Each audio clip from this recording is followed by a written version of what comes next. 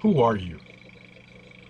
Today, that's the question that I want to pose.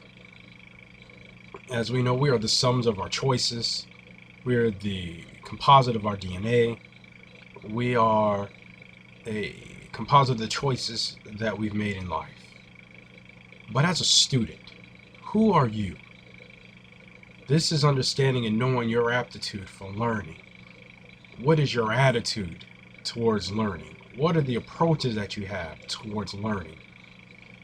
These are all of the tools and tidbits that morph you into who you are as an individual. A lot of times when we start our journey, we don't know how we're going to get there. But sometimes that's the fun part, of not knowing how this adventure is supposed to go.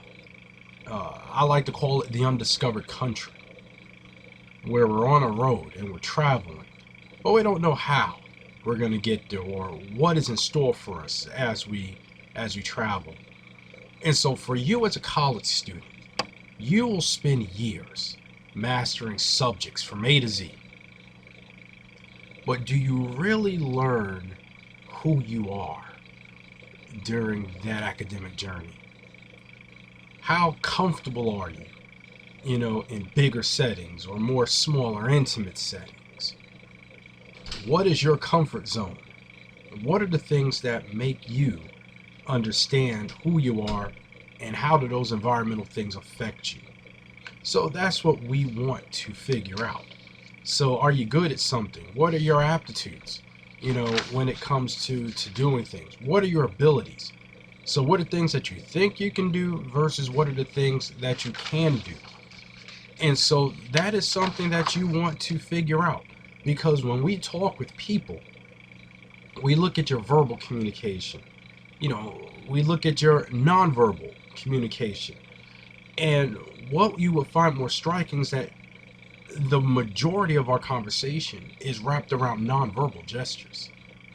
It could be in your eyes, it could be the smile on your face, it could be your hand movement, it can be a number of things.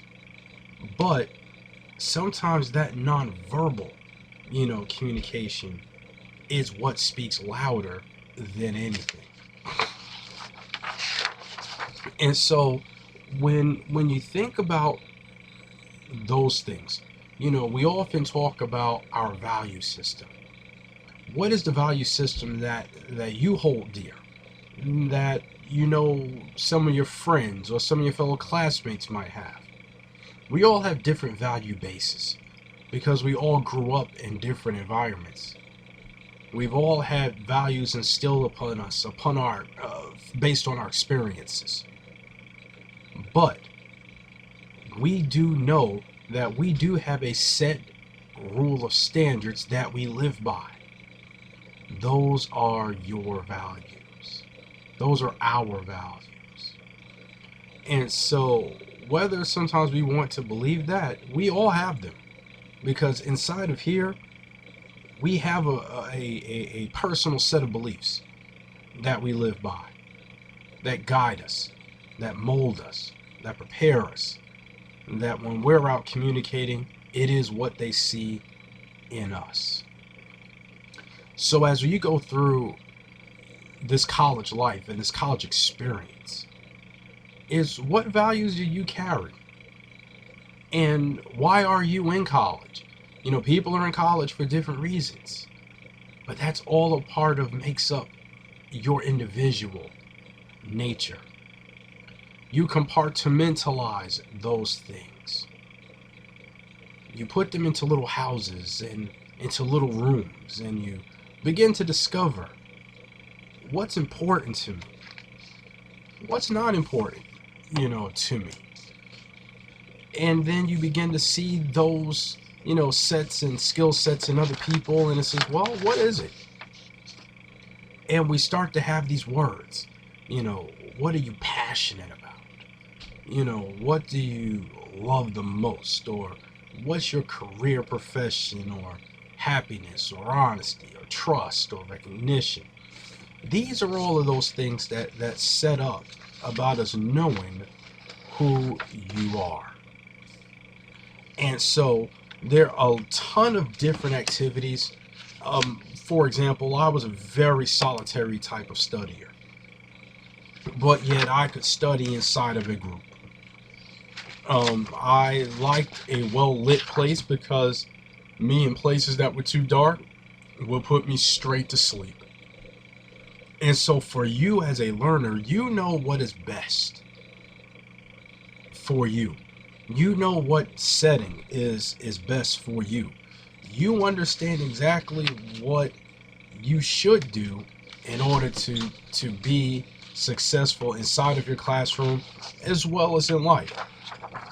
These are the things that you look at. And so one thing that you also look at is, you know, what is your intelligence? And often when we're in different levels or conversations, you always hear people talk about intelligentsia. You know, especially in the world of academics and in college and university life, we always want to have a basis for intelligence. And but in our own way, we all expose ourselves and we all flash our intelligence. Some people are good at other things. Some people are very good critical thinkers.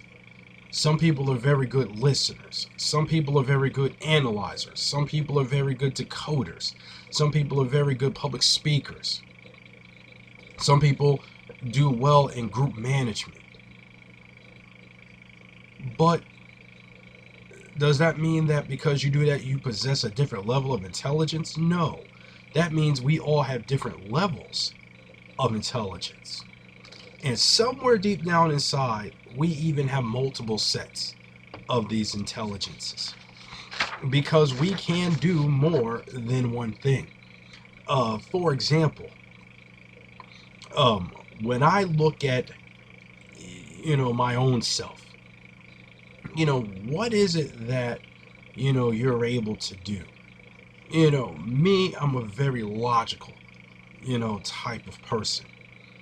Um, Give me a problem, I'll try to find a solution for it. I'll find some logical steps to try to get that done. At the same time, I'm a very interpersonal and intrapersonal. You discover what makes people tick. You understand and respond, to those things. That is me. Now, give me something else, can't draw, can't do it. Can't really that visualization type person. Can't do it. Put it on paper, be able to logically explain it, tell you why, ABC, let's do this, then this, then this. I'm your man. I think that's why I do a lot of consulting work, because I know that I can logistically work through different types of problems. And so you have the ability to analyze your intelligences. What is it that makes you, who you are? And so as you ask that question, who are you? Then it gets down to what is your personality? Because you are the sum of your experiences and attitudes and beliefs. But you're also the sum of your own personality. And so now you get the opportunity to see, what is my personality like? And most people, as you do your Myers-Briggs, your type indicators to see how you are. Are you extroverted? Are you introverted? Are you sensing? Are you intuitive? What is it that tells other people about you through your personality? Are you a thinking person? Are you a feeling person? Are you a decision-making person? Like, for example, are you a perceiving type of person?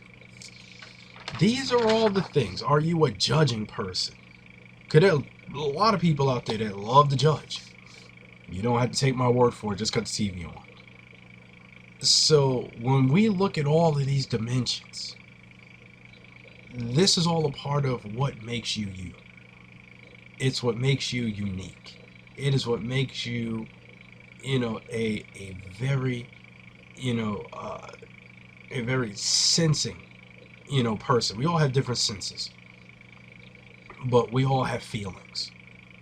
And so this does not limit those feelings. It does not decrease those feelings, but it does give you the space to understand them and let you see how you can do things. Some people, are good with names. Some people are bad with names. Some people are good with faces. Some people are bad with faces. Some people can make the combination of both and try to put it all together. And finally, look at your professors. Every professor has a different style.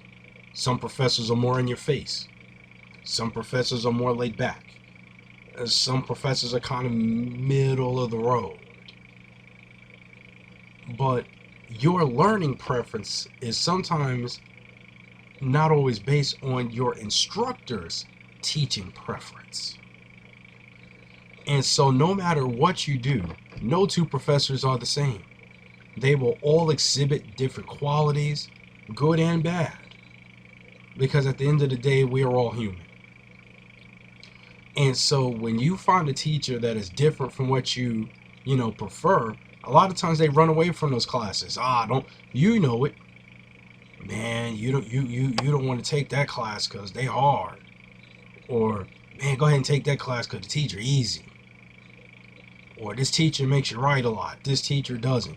And so you pattern, what you do according to that professor. And that has both good and bad points, to it. And you look at your college professors, you notice that, man, this ain't high school anymore. Because it does bring you a different style of recognizing what you must do. And so at the end of the day, I ask you that question, who are you?